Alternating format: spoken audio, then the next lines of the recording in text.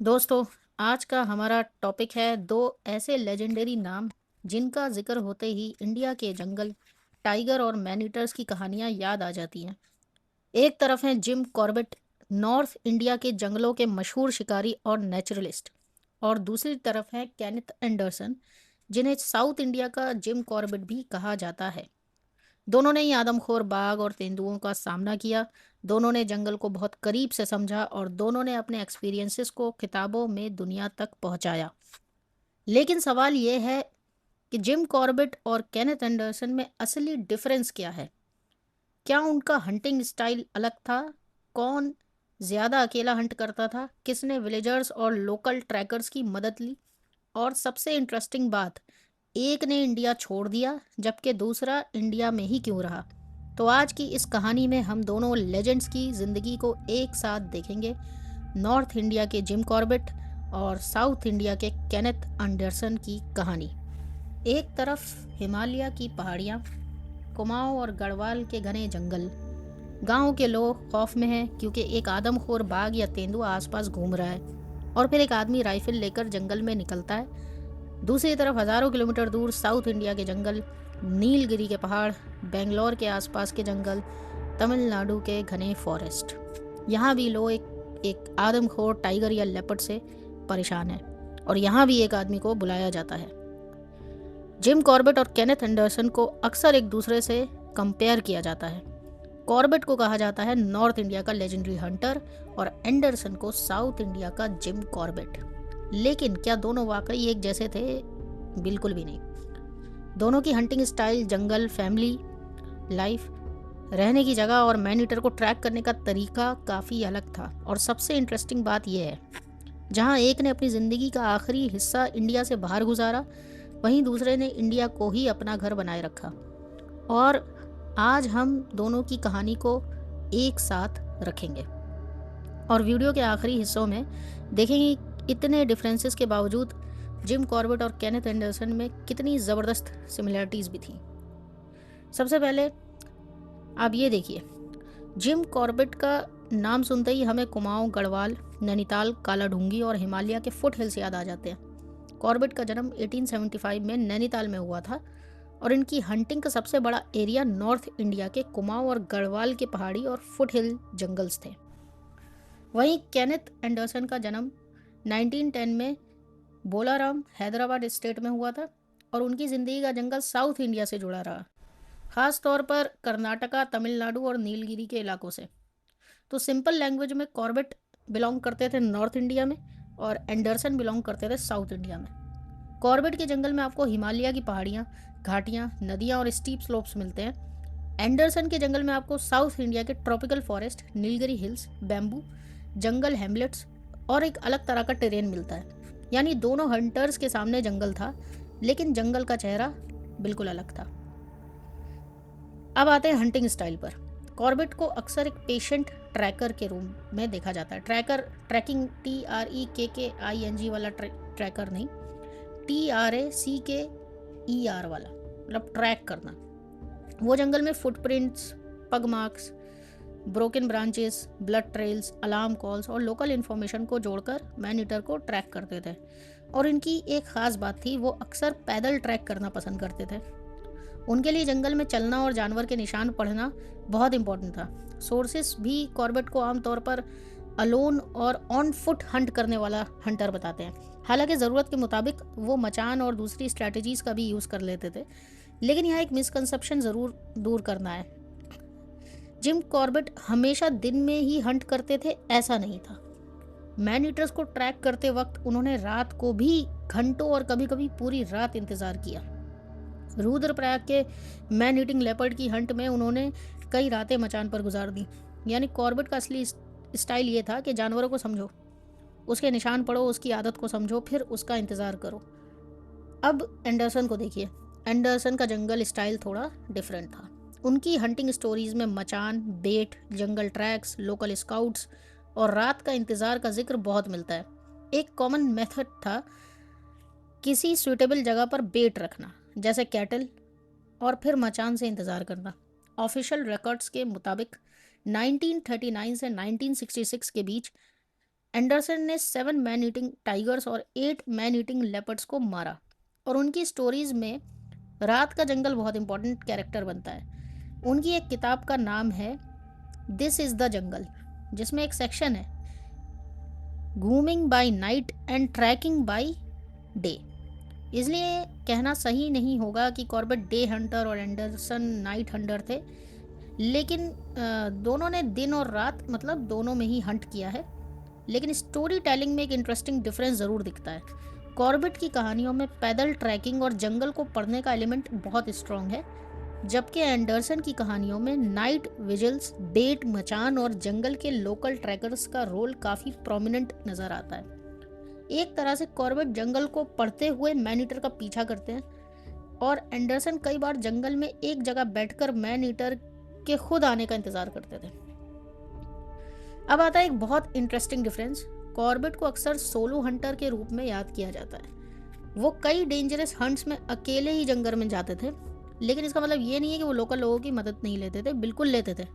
Actually Corbett के लिए local villagers की नॉलेज बहुत इंपॉर्टेंट थी। वो उनसे पूछते थे कि टाइगर को आखिरी बार कहाँ देखा गया, पग मार्क्स कहाँ मिले, किस रास्ते से जानवर आता है, कहाँ किसी को मारा गया। उनकी स्टोरीज में विलेजर्स सिर्फ बैकग्राउंड कैरेक्टर्स नहीं हैं, उनकी कहानियों में विलेजर्स खुद सेंट्रल कैरेक्टर्स बन जाते हैं।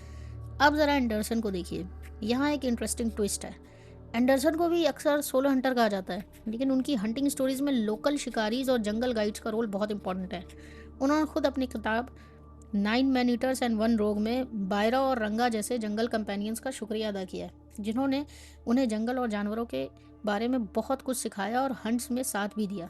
तो अगर कंपैरिजन करें तो कॉर्बेट एक अकेला हंटर, लेकिन विलेजर्स की लोकल नॉलेज पर बहुत भरोसा था उन्हें, और एंडरसन एक अक्सर अकेला हंटर ही थे, लेकिन लोकल शिकारी, स्काउट्स और जंगल कंपेनियंस का भी स्ट्रॉन्ग रोल था। यानी दोनों ट्रूली वन मैन आर्मी नहीं थे। जंगल में लोकल नॉलेज की वैल्यू दोनों ही समझते थे।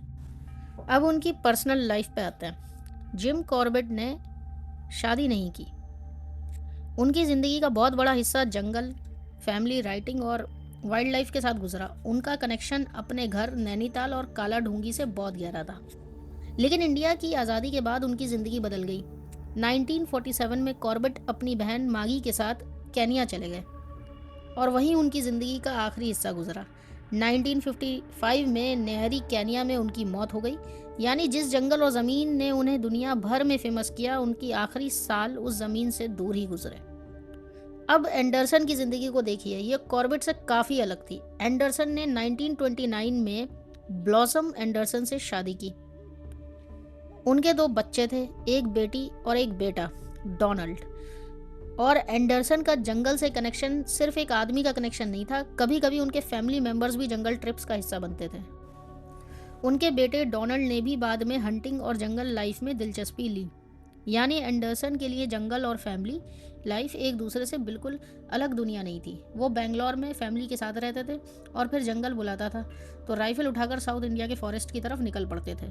ये कॉर्बेट के रिलेटिवली सोलिटरी पर्सनल लाइफ से काफ़ी अलग तस्वीर है।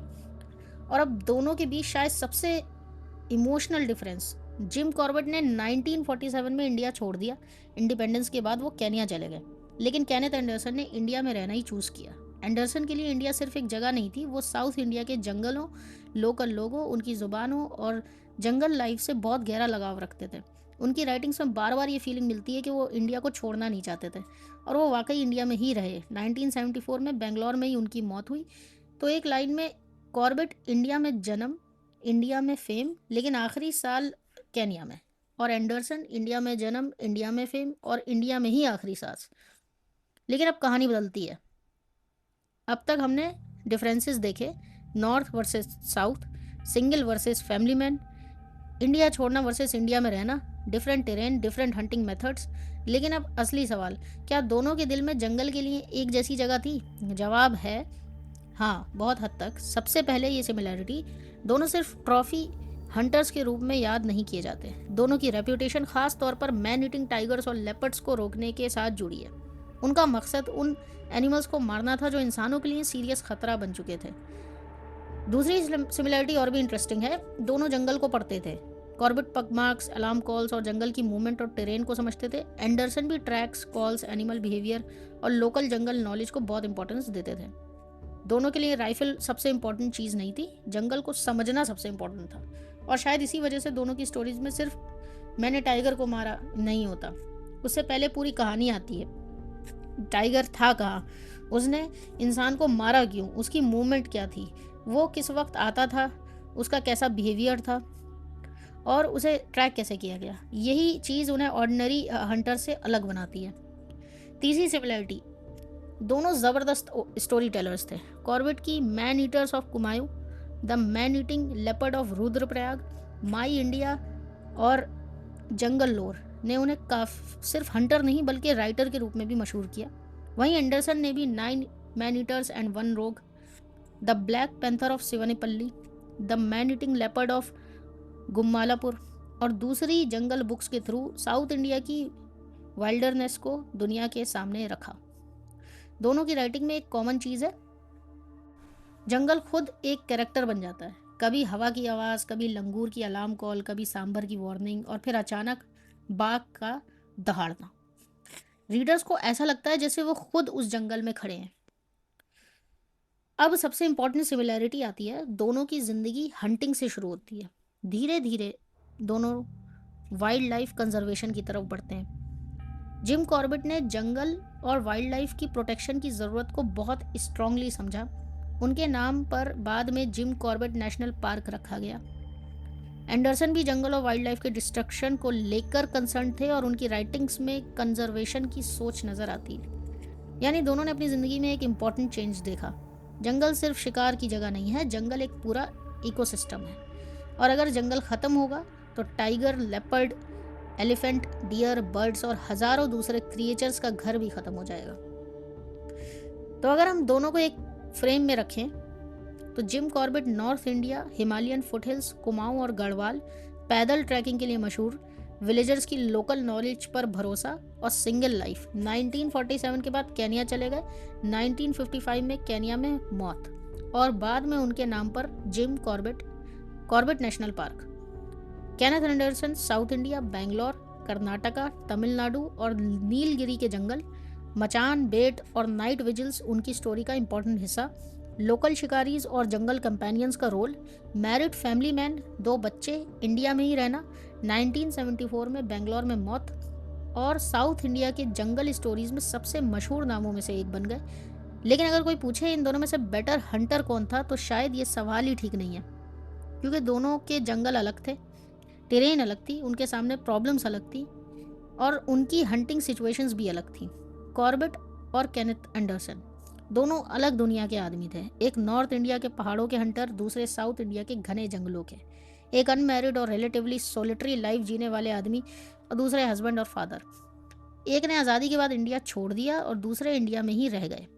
एक के नाम पर नॉर्थ इंडिया का लेजेंडरी नेशनल पार्क, दूसरे की याद साउथ इंडिया के जंगल लिटरेचर में जिंदा है। लेकिन इन दोनों के बीच एक गहरा कनेक्शन है। दोनों ने जंगल को सिर्फ देखा नहीं, समझा। दोनों ने मैन ईटर्स का सामना किया, दोनों ने लोकल लोगों की मुश्किलों को देखा, दोनों ने अपने एक्सपीरियंसेस को किताबों में लिखा और दोनों की ज़िंदगी के आखिरी दौर में एक बात क्लियर हुई, वाइल्ड लाइफ को सिर्फ जीना नहीं, बचाना भी ज़रूरी है। शायद इसीलिए जिम कॉर्बेट और केनेथ एंडरसन की कहानी आज भी जिंदा है। एक की कहानी सुनते हुए हम कुमाऊं के जंगल में चले जाते हैं और दूसरे की कहानी पढ़ते हुए हम साउथ इंडिया के घने फॉरेस्ट में। और दोनों हमें एक ही बात सिखाते हैं, जंगल को समझने के लिए सिर्फ बंदूक नहीं, आँख, कान, सब्र और जंगल के लिए रिस्पेक्ट चाहिए। अगर आपको जिम कॉर्बेट और केनेथ एंडरसन की ऐसी रियल जंगल स्टोरीज पसंद है तो वीडियो को लाइक करिए और चैनल को सब्सक्राइब कीजिए और कमेंट में बताइए कि आपके लिए जिम कॉर्बेट ज़्यादा लेजेंडरी हैं या Kenneth Anderson. Jim Corbett north के लेजेंड और केनेथ एंडरसन साउथ के लेजेंड, लेकिन दोनों इंडियन जंगल हिस्ट्री के अनफॉरगेटेबल नाम। तो ठीक है दोस्तों, हम नेक्स्ट वीडियो में ऐसे ही इंटरेस्टिंग फैक्ट्स और स्टोरी टेलिंग बताएंगे। हमारे चैनल को आप ज़रूर सब्सक्राइब कीजिए। Thank you.